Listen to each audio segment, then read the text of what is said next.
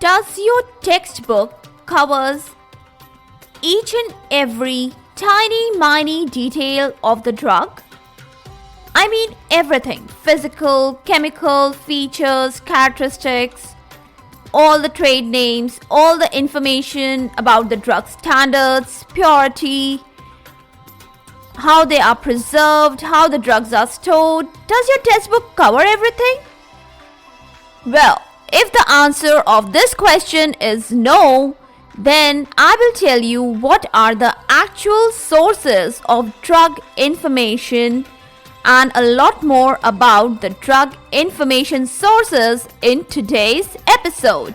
Welcome all to Is Pharmacology Difficult podcast. I'm your host Dr. Radhika Vijay, MPPS MD Pharmacology, and this is the audio hub to get the best simplified basic tips, strategies, methods and lots of ideas to learn better, understand better and make your concepts crystal clear. If you really find and if there is a question hovering in your minds, is pharmacology difficult? Lend me your ears for a while and let in the magic of knowledge. The minute details about the drugs, about the trade names, about the drug standards, the physical, chemical properties of drug, about the drug purity, how the drug can be preserved, how the drug can be stored. All these details make a lot of importance, especially when it comes to legal point of view. The very detailed literature of the drug is referred to as a collective term, and this term is known as Drug Compendia. Now, how will you imagine this Drug Compendia? Let me picturize it. Just imagine it nicely. It's in the form of a monograph. Okay, I hope you got a little picture of that. The main two included in the Drug Compendia are the Pharmacopoeias and the Formularies. So Drug Compendia is a collective term and it consists of Pharmacopoeias and Formularies. Actually, since the government control is exercised over these, they are called as official compendia. Official, anything to do with the government control is official. Now let's get to know minute details covered in each of them. Are they complete or they ought to have some flaws, some missed information? All things we're gonna find out just now. Let's start the talk with Pharmacopoeia. Now Pharmacopoeia in a country, the physicians, they form the main body for its supervision. It covers a lot many drug details and aspects like chemical structure, chemical characters, molecular weight of drug, the physical features, the various drug assay techniques, the solubility of the drug, how the drug is identified, etc. It also covers many broad related aspects like purity standards, how the drugs can be stored in proper way, how the formulations of the drug in the form of dosage form it can be made for the approved drugs in a particular country or region.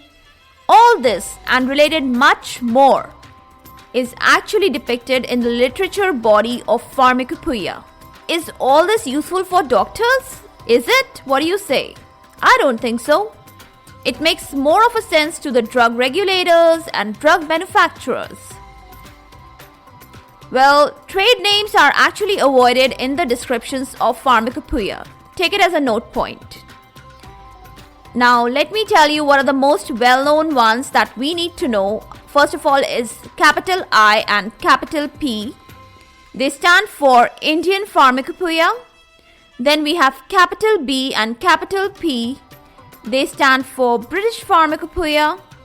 Then we have capital U, capital S and capital P. That stands for United States Pharmacopoeia.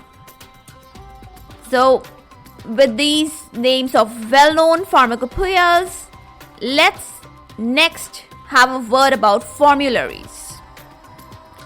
So, take a break, sip some coffee These are weekends, and weekends are known to be privileged, so just relax and let us go. Now, formularies, for these, the pharmacists, they comprise of the supervising body, not the physicians. Okay? Now, these are actually the booklets, and they can be carried, and they are very convenient to use. They have all in all the indications for the drug use in a listed format. They also have descriptions proper of the drug dose, dosage forms, various cautions, contraindications, side effects, the different ways to store the drug, etc. And apart from the drugs, it may also contain a few of the fixed dose combinations also, which are really important and ought to be included in this particular booklet. Now, before you'll find the drug description, you will get to read some of the text about the respective drug class and also about the different clinical setups, conditions of that particular drug use. You will also find treatment guidelines, account in this particular formulary.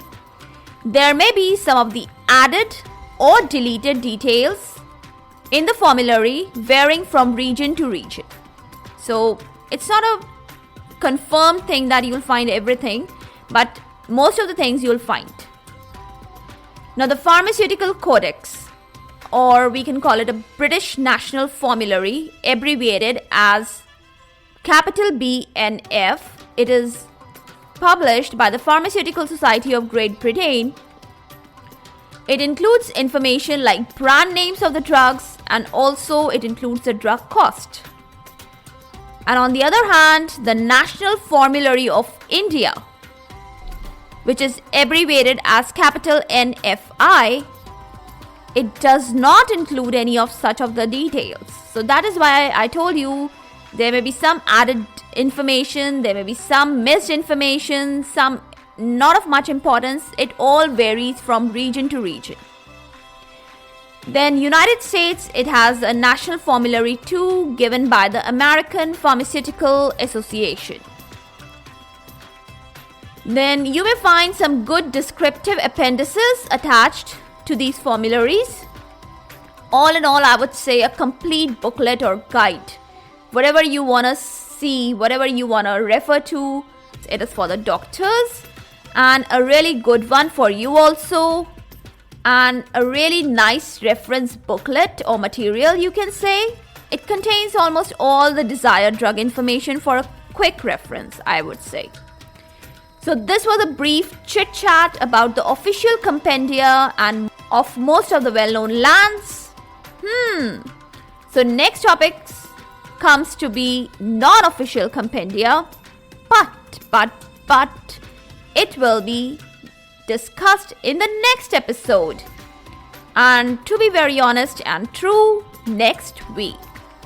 For all the updates and latest episodes of my podcast, please visit www.ispharmacologydifficult.com, where you can also sign up for a free monthly e-newsletter of mine. It actually contains a lot of updates about the medical sciences, drug information, and my podcast updates also. You can follow me on different social media handles like Twitter, Insta, Facebook, and LinkedIn. They all are with the same name, Is Pharmacology Difficult? If you're listening for the first time, do follow me here, whatever platform you are consuming this episode. Stay tuned. Do rate and review on iTunes, Apple Podcasts. Stay safe, stay happy, stay enlightened. Thank you.